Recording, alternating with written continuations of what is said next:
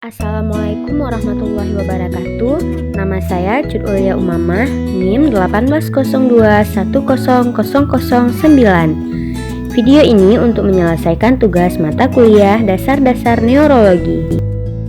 Pertama kita akan membahas tentang tumbuh kembang otak anak pada masa pranatal. Kondisi pranatal sangat besar pengaruhnya bagi perkembangan manusia. Ada beberapa kondisi positif dan negatif yang mempengaruhi kondisi pranatal. Menurut Harlock tahun 1995, ada beberapa kondisi yang mempengaruhi perkembangan pranatal, diantaranya sebagai berikut. Pertama, ada gizi ibu, kekurangan vitamin, kesehatan ibu, faktor resus, obat-obatan, sinar X dan radium, alkohol, tembakau atau rokok, dan emosi calon ibu.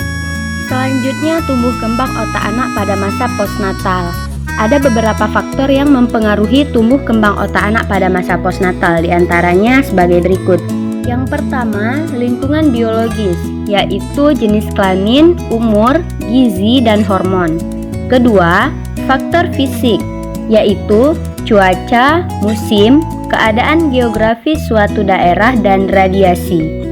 Faktor ketiga, yaitu faktor psikososial, yaitu stimulus, stres, cinta dan kasih sayang.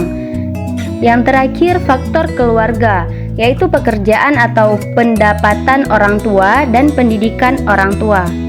Selanjutnya, faktor yang mempengaruhi tumbuh kembang anak. Yang pertama ada genetik, yaitu jenis kelamin, ras, suku bangsa dan faktor bawaan. Yang kedua, lingkungan, yaitu faktor pranatal dan faktor postnatal.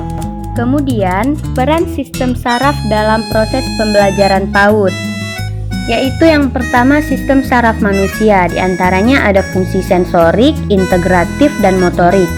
Yang kedua, 7 essential skills. Yang pertama, skill 1 membahas tentang fokus dan self-control. Skills 2 membahas tentang empati. Skills 3 komunikasi. Skills 4 relasi. Skills 5 berpikir kritis.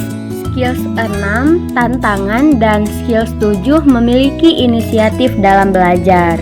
Yang ketiga, fokus dan self-control, yaitu memiliki 4 komponen, diantaranya fokus, cognitive flexibility, working memory, dan inhibitory control. Selanjutnya, optimalisasi perkembangan otak anak usia dini. Yang pertama, menstimulus perkembangan dan pertumbuhan otak anak, yaitu pada saat anak bayi masih dalam kandungan dan saat bayi sudah lahir.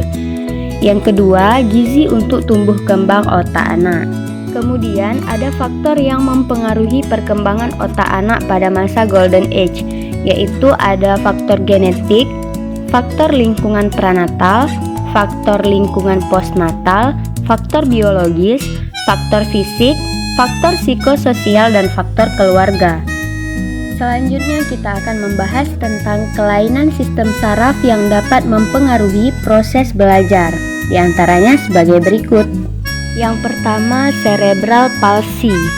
Cerebral palsy yaitu salah satu gangguan saraf yang sering terjadi pada anak baru lahir atau dalam masa tumbuh kembang.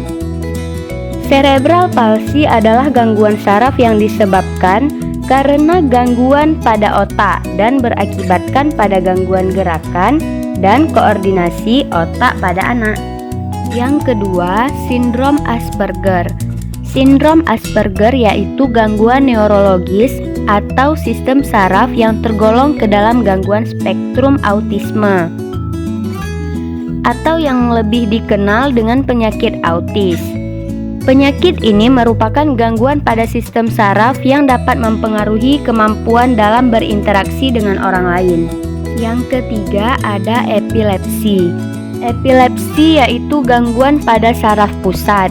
Anak-anak yang menderita epilepsi akan menampakkan gejala seperti kejang-kejang dan kadang juga kehilangan kesadaran diri pada saat terjadinya serangan.